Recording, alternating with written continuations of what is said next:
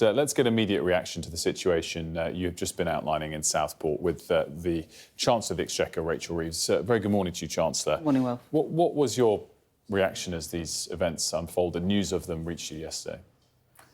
Beyond the worst nightmare of any parent, what's unfolding in Southport, and my thoughts and prayers are with all of those families affected. And I also just pay tribute to the emergency services, particularly at Alderhay Hospital, who are having to treat the children and the families who have been impacted by what happened yesterday.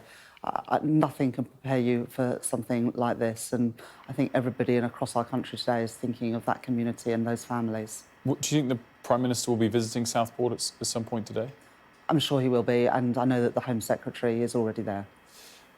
So let's move on from that awful story and touch on your speech yesterday. I think there's one overriding question that a lot of people have following it. You said explicitly in the speech that the past government covered up a £22 billion hole in the public finances. Are you saying that Jeremy Hunt is a liar? Jeremy Hunt covered up from the House of Commons and from the country the true state of the public finances. He did that knowingly and deliberately. So he's a liar? If he covered something up knowingly, he's a liar? He lied, and they lied during the election campaign about the state of the public finances. And the worst thing is, Wilf, you know, it's even worse than that, because during the general election campaign, I was really clear that everything that I was putting forward was fully costed and fully funded. We had these pages in our manifesto that set out the limited tax changes we were going to make and how that would pay for example, 40,000 appointments a week extra in the NHS. The Conservatives during the election campaign said that they were going to cut national insurance further, that they were going to create a national citizenship service, that they were going to cut taxes for pensioners, that they were going to change the rules on child benefit, all the while knowing there was already a £22 billion black hole in the public finances. It is beyond reckless and irresponsible. And at a time when trust in politics is already at an all-time low, after Partygate, after all those contracts to friends and donors of the Conservative Party, to then mislead people in that way during a general election about what was possible, it is unforgivable, and they should never be allowed to have their hands on power and our public finances again. So it's really interesting to hear you go as far as you just have. And I've been poring over all of the detail of this overnight. And, you know, there's clearly a lot of experts who do agree with some of the details that you're saying. When you're calling someone a liar, it's really important to have all of the backup information absolutely spot on. I just wonder whether the £22 billion figure is all legitimately a black hole, because as lots of experts have analysed overnight, £9 billion of that is the public sector pay increase, which is a choice. Now, maybe it was a choice that, based on the prior estimates, any government would have to make and had not been provided for. But it was a detail that we all knew about coming into this election, and it's just a choice that you've decided to make, maybe the right choice, that's costing £9 billion. Should it be more of a £10 or £11 billion black hole? Well, first of all, even if it was a £10 or £11 billion black hole, it's still unforgivable. But no, let me explain why I include the whole £22 billion. It was the former government who gave the remit to the independent pay review bodies. And extraordinarily, this year, they didn't include in that remit a number for what was affordable. We didn't know that.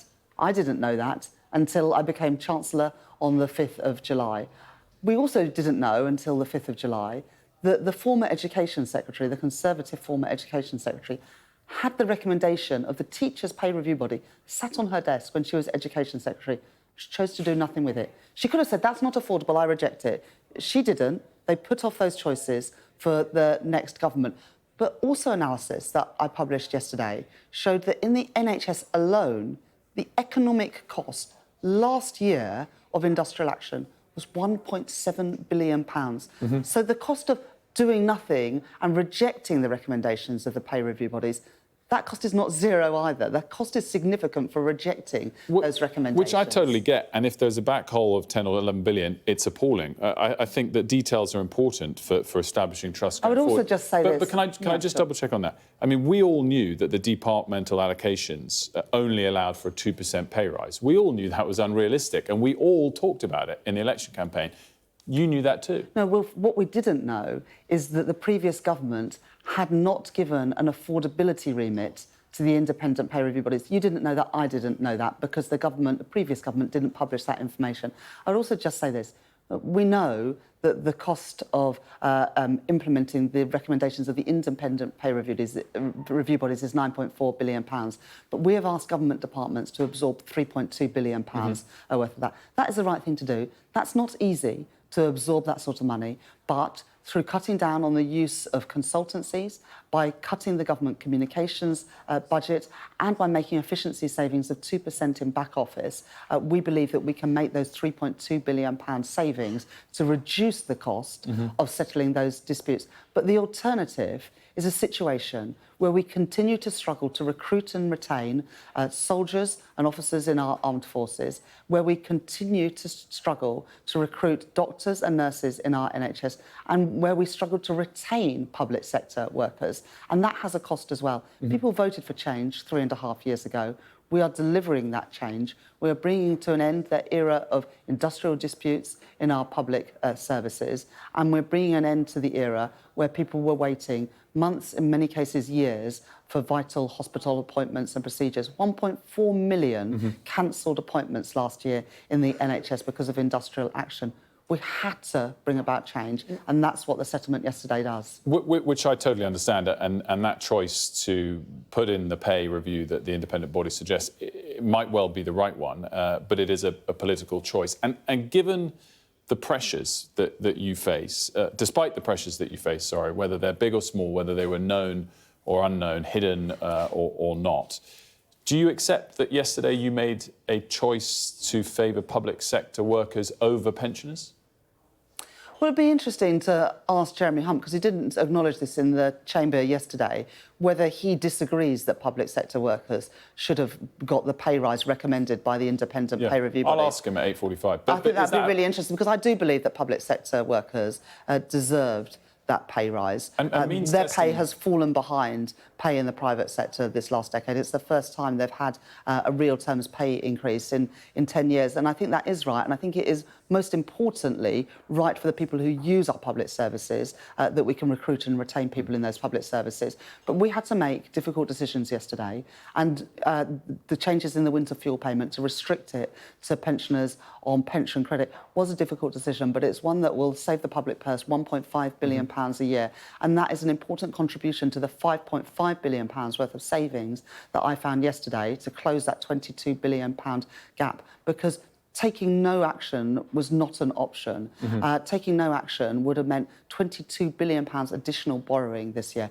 There are more difficult choices to come. I'm not singling out any group. There will be more difficult choices to come in the autumn, but it was important to make this choice yesterday to get our public finances on a firmer footing and to get a grip of public spending. And you said more difficult choices to come in the autumn statement. Is the manifesto pledge on income tax, VAT and national insurance, is that still ironclad, or does this revelation of the black coal change things immediately as soon as the autumn statement? The commitments, all the commitments we made in our manifesto still hold. I said that taxes on working people are too high, and that's why I made that commitment in our manifesto not to increase income tax, national insurance or VAT, and I stand by those commitments. I repeated them at the dispatch box yesterday. To finish off, I was just wondering how you're enjoying the job as Chancellor. I mean, we've touched on the difficulties and the clashes from yesterday, more importantly, the responsibilities that come around with issues in Southport. So clearly it's a challenging job. But also, I was watching over the last couple of weeks, and I know you obviously had meetings with one of your idols, with Janet Yellen in Brazil. I just wondered the extent to which this has been a very enjoyable and proud couple of weeks for you. I've been an MP for 14 years, and all of them, and apart from the last 3.5 weeks, have been in opposition. This is definitely the best 3.5 weeks of my political career, because for the first time I've actually been able to do things rather than just say them.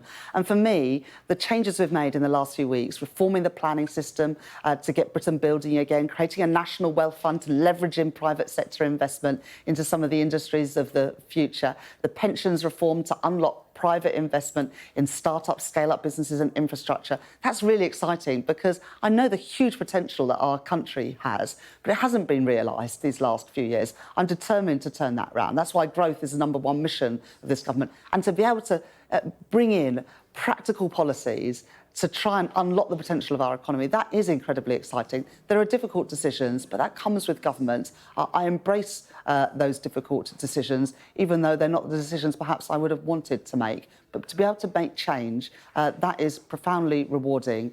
And to be able to start to grow our economy and get us out of the mess that we've inherited, I'm proud of our record in the last 3.5 weeks, but we've only just got started. Well, Chancellor, good luck, and thank you very much for joining us this morning. Thank you. Great to see you. The Chancellor of the Exchequer, Rachel Reeves, with us here.